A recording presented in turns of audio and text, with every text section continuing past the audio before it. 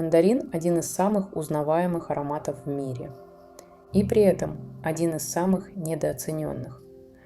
Мы привыкли считать его просто фруктом, просто запахом праздника, просто чем-то детским и легким. Но если остановиться и вдохнуть его медленно, оказывается, что мандарин – это гораздо больше. Это аромат, который приходит тогда, когда солнца почти не осталось. Всем привет, меня зовут Алина. Сегодня мы отправимся в путешествие по миру мандарина, аромата, который кажется нам самым знакомым и самым простым. Мы посмотрим, откуда пришел мандарин, почему его имя связано не с ботаникой, а с культурой и статусом, и как он прошел путь от Восточной Азии до зимнего символа уюта и безопасности. Мы заглянем в разные регионы – Китай, Японию, Европу. И увидим, как в каждом из них мандарин раскрывался по-разному. Как символ удачи, как плод ухода и формы, как маленькое солнце в темное время года.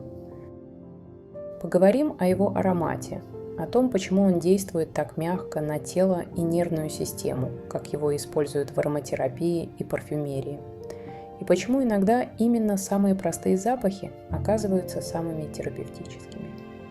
И в конце я поделюсь своим личным опытом работы с мандарином, тем, какие состояния он помогает проживать, как возвращает ощущение внутренней безопасности, и почему его тихий, солнечный аромат часто остается с нами намного дольше, чем сам праздник. Слово «мандарин» изначально не имело отношения к растениям. В Европе так называли китайских чиновников высокого ранга, людей образованных, приближенных к власти, отвечающих за порядок, управление и соблюдение ритуалов. Эти мандарины воспринимались как носители культуры, дисциплины и благополучия государства. Само слово было нагружено представлениями о статусе, утонченности и внутреннем порядке. Когда европейцы впервые столкнулись с ярким цитрусовым плодом, пришедшим из Китая, произошло странное и красивое смещение. Фрукт словно оказался частью того же мира. Он был из страны мандаринов, из пространства, которое ассоциировалось с гармонией, иерархией и достатком. И имя, обозначавшее людей, перешло к плоду не по ботаническому признаку, а по культурной ассоциации. Это очень редкий случай. Обычно растения называют по вкусу, форме или месту происхождения. А мандарин назвали по социальному классу. Его имя сразу поместило его не в дикую природу, а в пространство культуры. Он стал не просто фруктом, а плодом благополучия, упорядоченности, правильного мира. И здесь есть удивительное совпадение. Хотя само слово «мандарин» европейское, оно идеально легло на то, как этот плод воспринимался в самом Китае. Там мандарины уже давно ассоциировались с удачей, золотым цветом, правильным временем и гармонией. Получился своеобразный культурный мост. Европейцы дали фрукту имя, связанное с порядком и статусом, а китайская традиция наполнила этот плод смыслом благополучия и удачи. Если прислушаться, это имя очень точно соответствует характеру мандарина. Он не резкий, не агрессивный, не требующий внимания. Его аромат мягкий, упорядоченный, он не вторгается, а вписывается в пространство. Это запах, который не ломает границы, а уважает их. И, возможно, именно поэтому слово, связанное с людьми, отвечающими за порядок, оказалось для него таким точным.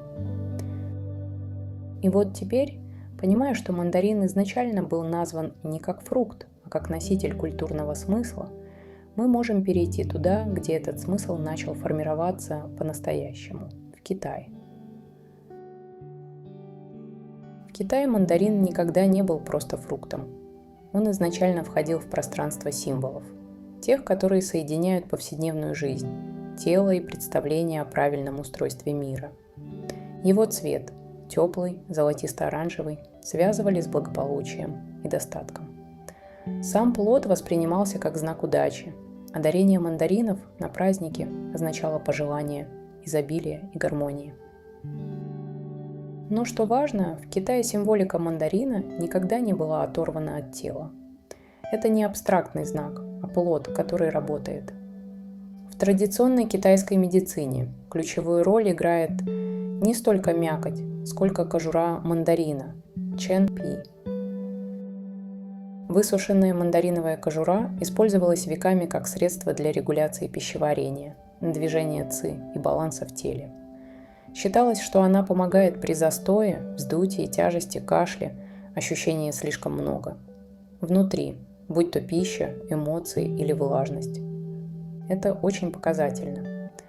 Мандарин в китайской традиции не про стимуляцию, а про разрешение движения.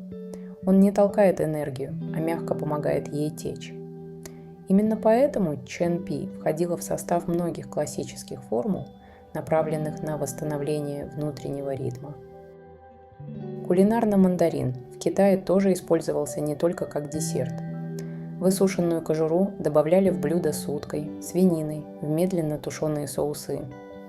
Она давала не яркую цитрусовую кислоту, а теплую, слегка горьковатую округлую ноту, которая помогала пище лучше усваиваться.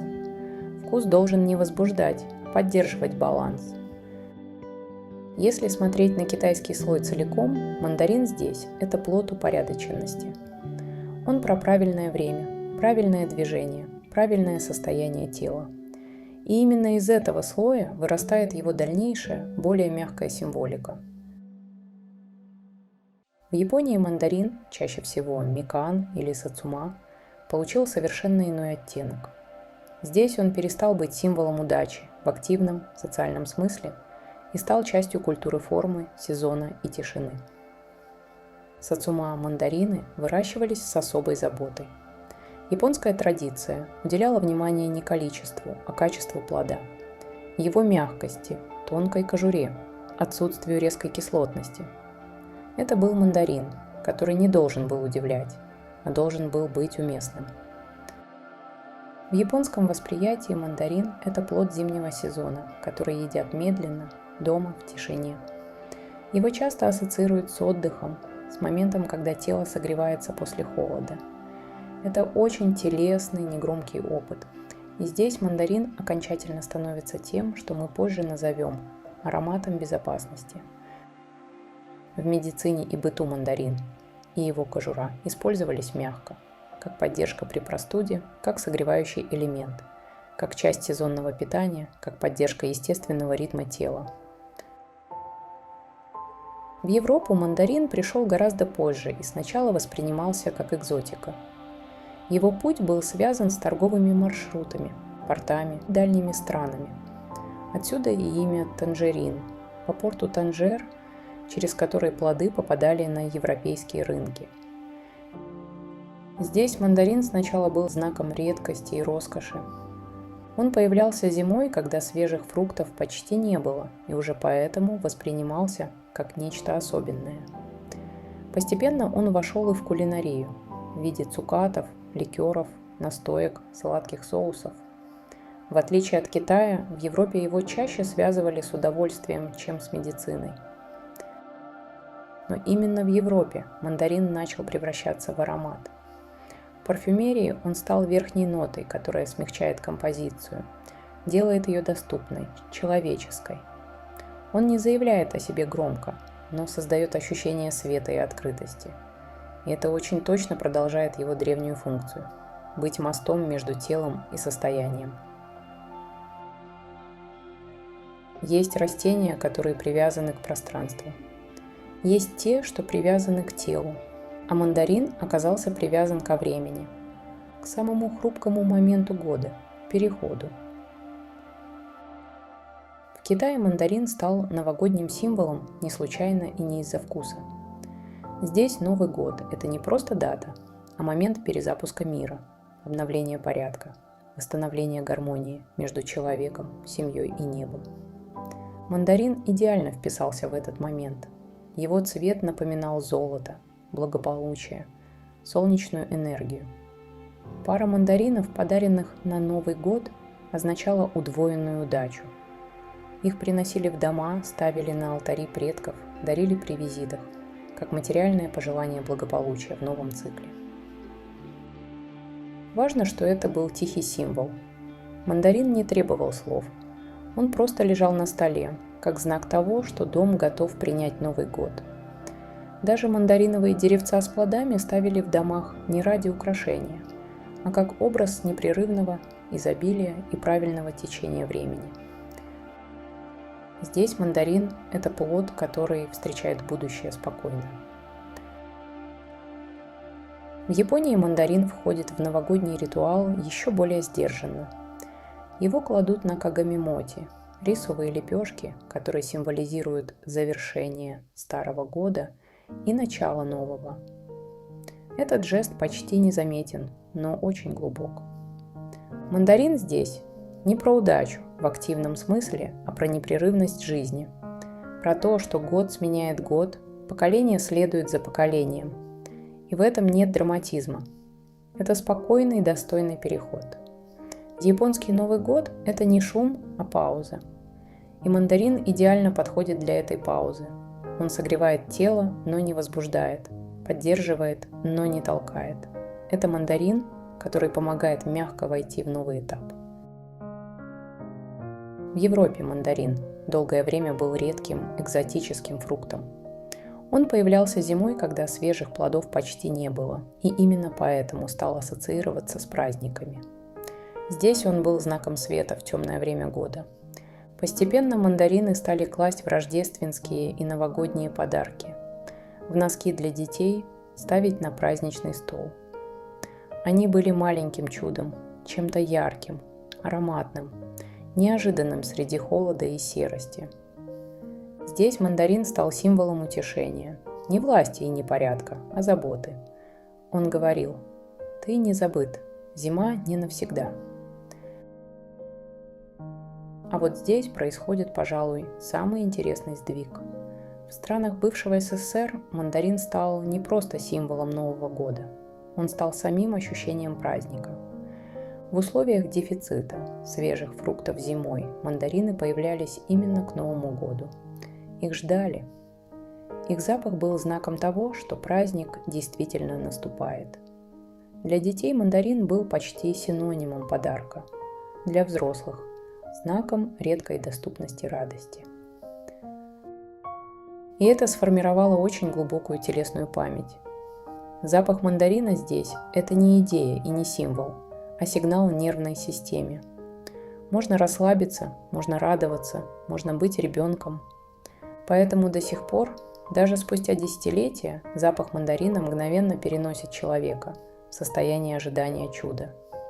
Не потому, что это традиция, а потому, что тело это запомнило. Если собрать все вместе, становится ясно. Мандарин стал новогодним символом, не случайно ни в одной культуре. Он появляется в темное время года, несет в себе солнце, легко делится, не требует усилия, не возбуждает, а успокаивает. Это плод, который помогает пережить переход от старого к новому, от тьмы к свету, от напряжения к выдоху. И, возможно, именно поэтому его аромат остается с нами дольше, чем сам праздник. Он не про события, он про состояние, в котором Новый год можно принять, а не выдержать. Если перенести мандарин в современный контекст, становится заметно, что его роль почти не изменилась. Он по-прежнему не про стимуляцию и не про лечение через усилие. Он про поддержку, мягкое восстановление и возвращение к телесному равновесию. В современной фитотерапии и нутрициологии мандарин прежде всего рассматривается как источник мягких антиоксидантов, витамина С и флавоноидов. Его используют не как лекарство, а как средство профилактики для поддержки иммунной системы в холодное время года, для снижения воспалительной нагрузки, для помощи организму в период стресса. Это очень показательно. Мандарин не включают в протоколы экстренного вмешательства. Он работает на уровне фона, состояния, ресурса. Эфирное масло мандарина в современной ароматерапии считается одним из самых мягких и безопасных. Его часто рекомендуют там, где другие масла могут оказаться слишком резкими. При повышенной тревожности у детей, у людей с чувствительной нервной системой. Оно не возбуждает и не подталкивает психику. Напротив, его основное действие – снижение внутреннего напряжения и создание ощущения безопасности. Интересно, что мандарин редко используют как средство для концентрации или активности. Его ценят за способность помогать телу выдыхать. Он хорошо работает вечером, в состояниях переутомления, эмоционального истощения, после сильных переживаний. Его часто применяют для улучшения сна, для восстановления после стресса, для мягкой адаптации, например, при смене ритма жизни или в период повышенной чувствительности. Отдельное место занимает гидролат мандарина. В отличие от эфирного масла, он действует еще тише. Это уже не аромат праздника, а аромат после. Его используют для распыления в пространстве, для работы с дыханием, для телесных практик. Он почти не имеет резкости и часто воспринимается не как запах, а как состояние воздуха. Именно поэтому гидролат мандарина любят применять в работе с детьми, а также в терапевтических пространствах, где важно не вмешиваться, а сопровождать. В арт-терапевтических практиках мандарин используют не как символ, а как опору. Его запах помогает снизить тревожность перед началом работы, создать ощущение безопасности, особенно если речь идет о работе с эмоциями или телесными ощущениями. Мандарин часто выбирают для первых сессий. Он не пугает, не вызывает сопротивления, не уводит слишком глубоко сразу. В рисуночных и телесно-ориентированных практиках мандарин помогает вернуть контакт с удовольствием и простотой. Его аромат нередко используют в упражнениях на возвращение в здесь и сейчас, на работу с внутренним ребенком, на восстановление доверия к собственным ощущениям. Он словно дает разрешение чувствовать, не анализируя и не оценивая. Очень часто мандарин применяют именно там, где человеку важно перестать держаться. В арт-терапии это может быть работа с выгоранием, с хроническим напряжением, с состоянием, когда человек слишком долго был сильным. Мандарин в этих случаях не становится инструментом изменения. Он становится фоном, на котором изменения становятся возможны. В современной медицине и в ароматерапии, и в арт-терапии мандарин выбирают не за эффективность в привычном смысле, а за надежность. Это растение, которое не вмешивается грубо. Оно создает условия, в которых тело и психика могут сделать свою работу сами. Если попробовать понять, почему мандарин действует так точно и почти безошибочно, нужно выйти за пределы культуры и медицины и посмотреть на него как на символ. Не придуманный, не навязанный, а выросший из телесного и коллективного опыта. С точки зрения аналитической психологии, мандарин очень ясно связан с архетипом Солнца. Но не с Солнцем полуденным, активным, палящим, а с Солнцем зимним, тем, которое возвращается после тьмы. Это принципиально важное различие. Мандарин не про силу и не про власть. Он про возвращение света тогда, когда его почти не осталось. Именно поэтому он появляется в культурах, связанных с переходом года. Он не открывает новый цикл громко, он подтверждает, что цикл продолжается. Это архетип не начала, а возобновления. Форма мандарина усиливает этот эффект. Он круглый, цельный, легко помещается в ладонь. Его не нужно резать ножом, он раскрывается руками. Это тоже очень важный символический жест. Чтобы получить доступ к его сути, не требуется усилие или агрессия. Нужно только аккуратно снять кожуру. И внутри не единое ядро, а дольки, которые можно разделить, отдать, разложить. Это плод, в котором уже заложен принцип делимости и контакта. На архетипическом уровне это очень точно соотносится с темой ребенка, но не травмированного, не покинутого, не требующего спасения, а с образом ребенка, которому безопасно. Того, кто может играть, чувствовать удовольствие и быть в контакте с телом, не опасаясь наказания или потери любви. Поэтому мандарин так часто появляется в памяти именно из детства. Не потому, что он детский фрукт, а потому, что он связан с состоянием, в котором телу было спокойно. Запах мандарина – это не просто воспоминание, это сигнал, который мгновенно активирует в психике опыт защищенности. Юнг называл такие образы мостами между сознанием и бессознательным, простыми формами, которые несут в себе очень древний опыт. Есть еще один важный архетипический слой – порог. Мандарин почти всегда связан с моментами перехода. Новый год, завершение цикла, смена сезона, возвращение домой, окончание напряжения. Он появляется не в разгар действия, а после. После работы, после ожидания, после холода. Это делает его символом не достижения, а разрешения. Именно поэтому мандарин так редко используется как аромат для активности или концентрации. Он не зовет вперед, он говорит: можно остановиться. В архетипическом смысле это аромат, который возвращает человека из внешнего мира во внутренний. Если смотреть на мандарин как на символ целиком, он соединяет сразу несколько архетипов. Солнце, которое возвращается после тьмы. Ребенок, которому безопасно. Порог между старым и новым. Дом как пространство принятия. И что важно, он делает это без драматизма. Мандарин не требует интерпретации, он просто работает.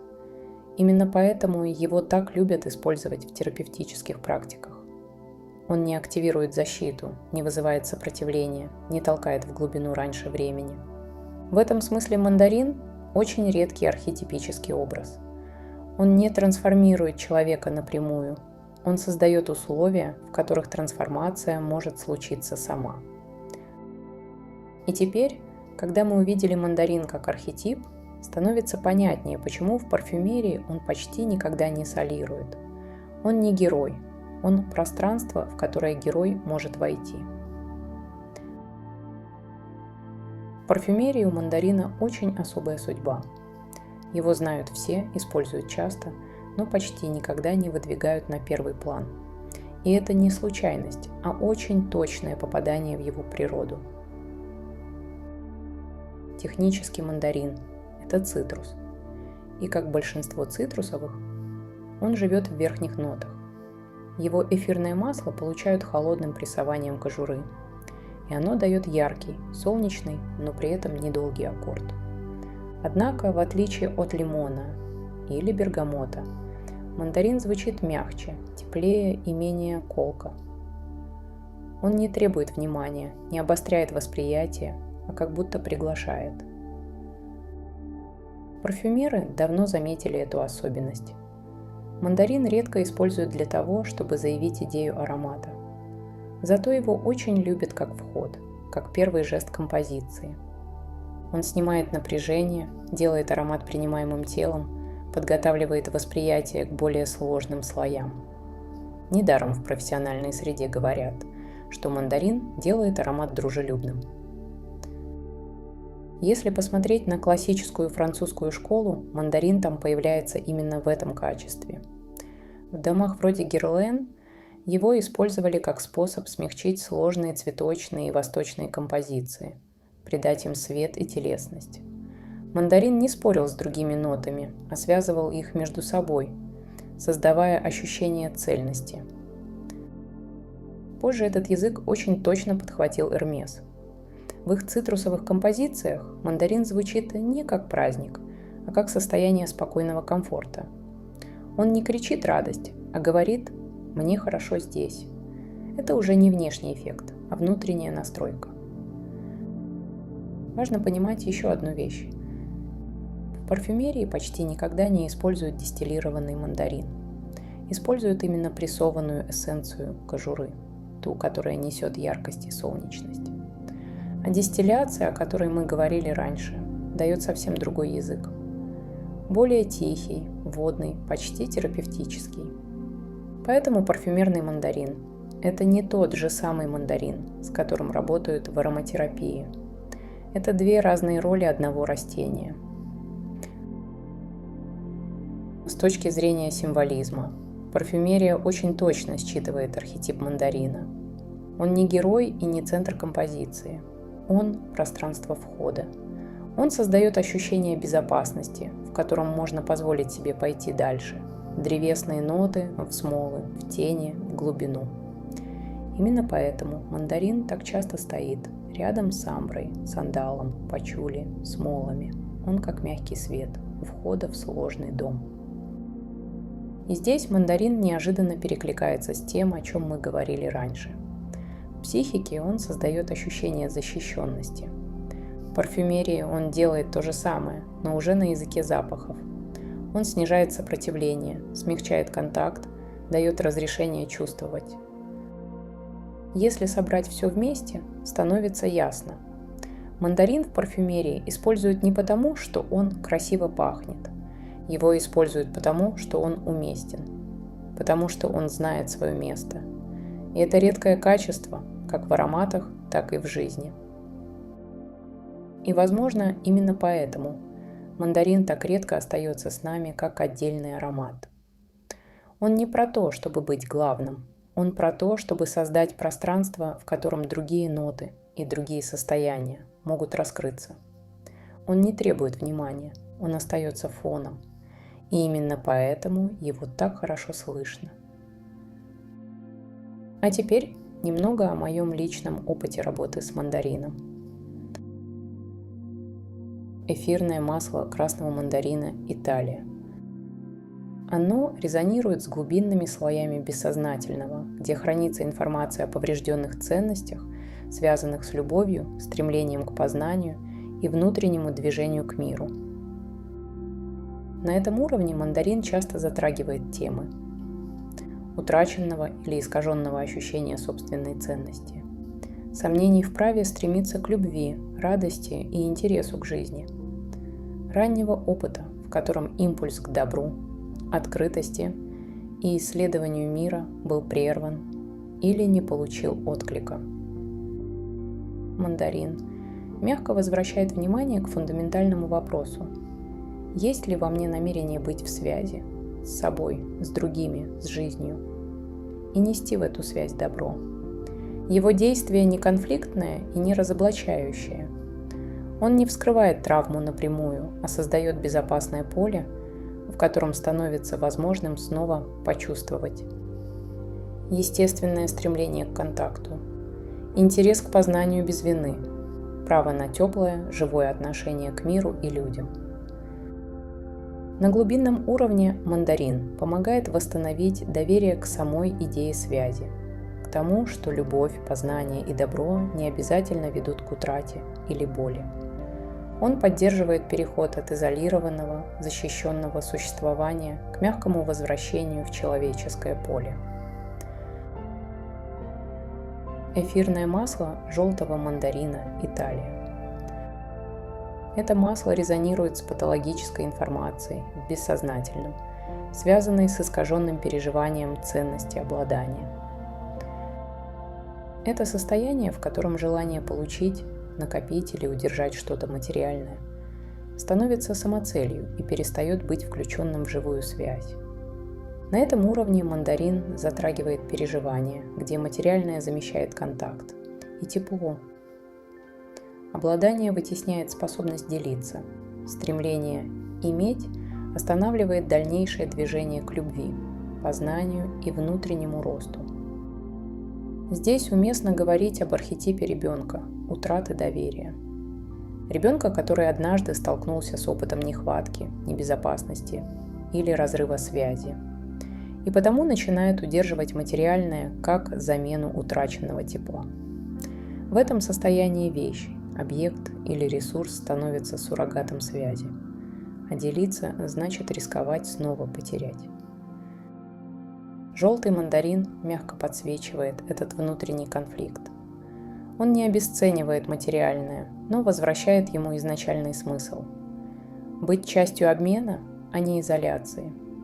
Его действие направлено на восстановление утраченного доверия, к тому, что ценность не исчезает, когда ею делятся, и что доброе намерение связи не обедняет, а расширяет внутренний мир. На глубинном уровне мандарин помогает перейти от замкнутого удержания к живому движению, от страха утраты к способности снова включаться в контакт, любовь и совместное познание жизни. Гидролат мандарина. Если эфирное масло мандарина работает с телом и удовольствием, то гидролат звучит совсем иначе. Это уже не про яркость и не про праздничную вспышку эмоций. Гидролат мандарина – это состояние, которое приходит после сильных чувств, после напряжения, после утраты. Он часто откликается в тех местах психики, где когда-то была детская непосредственная радость, и где она по разным причинам оказалась утраченной, прерванной или украденной. Это может быть опыт раннего взросления, когда пришлось слишком рано стать серьезным, или ситуации, в которых радость оказалась небезопасной, и от нее пришлось отказаться, чтобы выжить. Гидролат мандарина не возвращает человека в детство напрямую. Он не предлагает регрессировать, снова становиться наивным или беспомощным. Его действие гораздо тоньше. Он помогает интегрировать этот болезненный опыт, признать, что утрата была, что радость действительно была потеряна и что это оставило след. И именно здесь начинается трансформация. Вместо попытки снова быть ребенком, гидролат мандарина возвращает качество непосредственности, но уже из взрослого состояния. Это радость без инфантильности, без потери опоры. Не детский восторг, а взрослая мягкость. Не вспышка счастья, а спокойное внутреннее тепло и ощущение, что внутри снова можно жить и чувствовать. При этом гидролат мандарина вовсе не лишен приятности. Его аромат мягко свежий, легкий, естественно сладкий, но эта сладость не плотная и не липкая. Она не уводит в компенсацию и не требует продолжения. Она ощущается как чистота и легкое тепло, которое не нужно удерживать. На телесном уровне гидролат воспринимается как очень тихое присутствие. Его запах часто едва уловим, почти водяной, но при этом живой и теплый. Он не заполняет пространство, а как будто делает его безопасным. Именно поэтому его так хорошо использовать в состояниях, когда человек не готов к сильным ароматам, когда любое давление воспринимается как вторжение. В терапевтической работе гидролат мандарина часто становится средством сопровождения. Он не ведет, не направляет и не активирует. Он просто остается рядом, как теплый воздух в комнате. Его можно использовать в моменты интеграции, после глубоких сессий, в работе с темами утраты, раннего лишения, разрыва с детской частью. Если эфирное масло мандарина можно сравнить с объятием, то гидролат – это тишина после объятия. Пространство, в котором больше не нужно ничего доказывать, объяснять или компенсировать. Можно просто быть, уже взрослым, уже пережившим, но снова способным чувствовать простую, живую радость. И именно поэтому гидролат мандарина часто остается с человеком надолго. Он не оставляет яркого следа в памяти, но постепенно формирует новое внутреннее ощущение. Радость возможна без возврата в детство. Тепло возможно, даже если детство было непростым. Если оглянуться на весь путь мандарина, от древних культур и новогодних ритуалов до тела, психики и аромата, становится ясно, что это растение никогда не было про избыток. Оно всегда было про достаточность. Мандарин появляется тогда, когда путь уже пройден, и напоминает о самом простом, о возможности выдохнуть. В культурах он сопровождал переходы. В теле он создает ощущение безопасности. В психике он возвращает доверие к радости. Не громкой, не доказательной, а тихой и живой. Именно поэтому мандарин так редко становится центром внимания. Он не стремится быть главным, он остается рядом, как теплый свет, который не ослепляет, но помогает увидеть. Мандарин говорит нам: тебе не нужно возвращаться назад, чтобы снова чувствовать радость. Тебе не нужно удерживать, чтобы сохранить тепло. Ты можешь быть взрослым и при этом чувствовать непосредственность. мандарин, напоминает, что радость не обязана быть наивной, а тепло не обязательно связано с прошлым. Они могут существовать здесь и сейчас, спокойно, без спешки, без компенсации. Это аромат, который не зовет к действию, он разрешает быть. И, возможно, в этом и есть его главный дар – вернуть ощущение, что жизнь может быть наполнена непосредственной радостью, даже после всего пережитого.